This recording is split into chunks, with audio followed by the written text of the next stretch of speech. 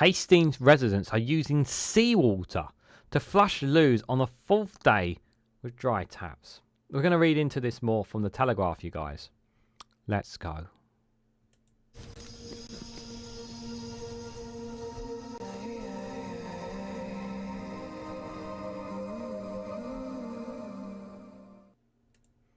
Good morning, good afternoon, good evening, wherever you are in the world. This is Regan Elite here with an article from the Telegraph with the headline of Hastings residents are using seawater to flush loos on the 4th day with dry taps. More than 31,000 households without running water since last Thursday after the main pipes burst. Guys, while you're here, make sure you hit the like button and share this across social media so others are notified of this video. So just to stress there, this article was obviously on the 5th of May. So cross fingers.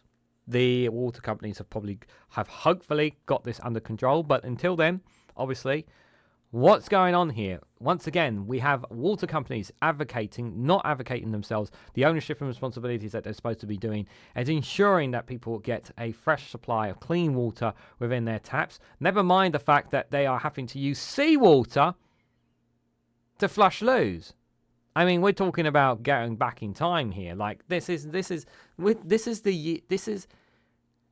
England, and I've someone who's actually now I don't know what the water systems are in Hastings, so I can't speak for them. But I've been to Hastings many times. It's a lovely town, definitely a lovely town with great people.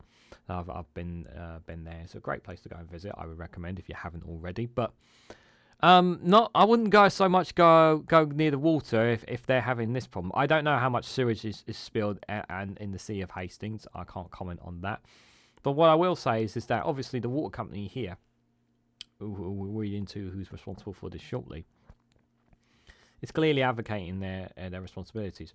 And it once again emphasises how important we need to address these issues with these water companies. We know that the Conservative government is incredibly spineless when it comes to dealing with them. We've covered extensively on this channel numerous times about how much profits that some of these water companies are making, dividends about shareholders, which in my opinion, I don't know about you, but I don't give a damn about dividends and shareholdings. All I want to know is I want my water bills to be less, just like you want your water bills to be less, and you want the running taps to be running like normal, and you want to be able to step foot in the sea or cross into rivers without actually stepping in poo. Don't know about you, but I think I would prefer those issues, To some people, obviously, it doesn't matter to some people about whether or not it's in state hands or in private care hands. They just want the situation dealt with of what's happening with these water companies. And right now, the Conservative Party don't give a poo what you think. So the residents of Hastings have turned to flushing their lavatories with buckets of seawater, as the supply issue has left their taps dry, entered its 4th day. More than 31,000 households in East Sussex Resort and the neighbouring St Leonards-on-Sea and Westfield have been left running without water since last Thursday after a 19-inch main pipes in the dense woodlands burst. The pipe was repaired on Saturday, but Southern Water said in a statement it would take some time for the water supply to return. Okay, so is it a case of just not turning on the taps, pushing the water down? Answers on a postcard, please. Affected residents have had to queue for bottles of water stations at supermarkets outside of town, but this has left those without access to transport at a disadvantage. There has also been deliveries to the elderly and disabled on the priority list. This is so bad.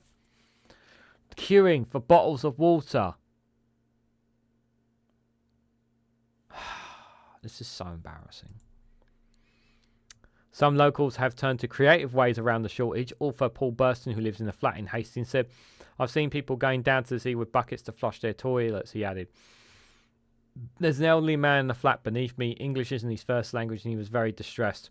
He called his daughter to try and collect him. I get notifications from my phone from Southern Water, but he originally thought the water was just turned off in his flat. I don't blame Southern Water for the pipe, but there wasn't a backup." Okay, so you're not saying Southern Water, you don't blame Southern Water for this, but Southern Water are responsible for their responses to this and dealing with this at the quickest of notices. But have Southern Water been doing enough when it comes to improving the critical infrastructure in your areas and in other areas surrounding it? Have they been doing enough? That's a question that needs to be asked about Southern Water. Thousands of people have been without water for 4 days now. I don't think the backup was very well organised. Describing how the traditional bank holiday weekend crowds have been reduced by the outrage, Mr. Boston said, every year you would wake up and hear the bikers. Usually the roads are gridlocked, but yesterday the roads were empty.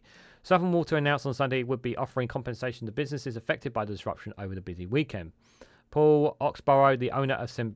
Bernard's B&B in St. Ludhouse, said he has lost business as a result of the water shortages despite staying open. He said, we've had people cancel 3 or 4 bookings, but mostly people have come. People want to have showers and flush the toilet. I mean, the reason why people have cancelled is because they want to have water in their bathrooms. I mean, it makes sense. You know, you're in a bed and breakfast and you what? Oh, you can't use the taps? Oh, sorry. Oh, you want to have a shower? Oh, you can't have that. Like that's really bad. That's really, really bad for the B&Bs. Asked whether he'd be eligible for the compensation, Mr. Oxborough said, I gather so. If it's not too difficult to apply, then I will, but I don't know how. Tourism in the area has suffered this weekend as a result of disruption. The Jack on the Green Festival had to cancel its main event on Saturday night after the venue was forced to close and refund ticket holidays. Southern Water has been contacted for comment.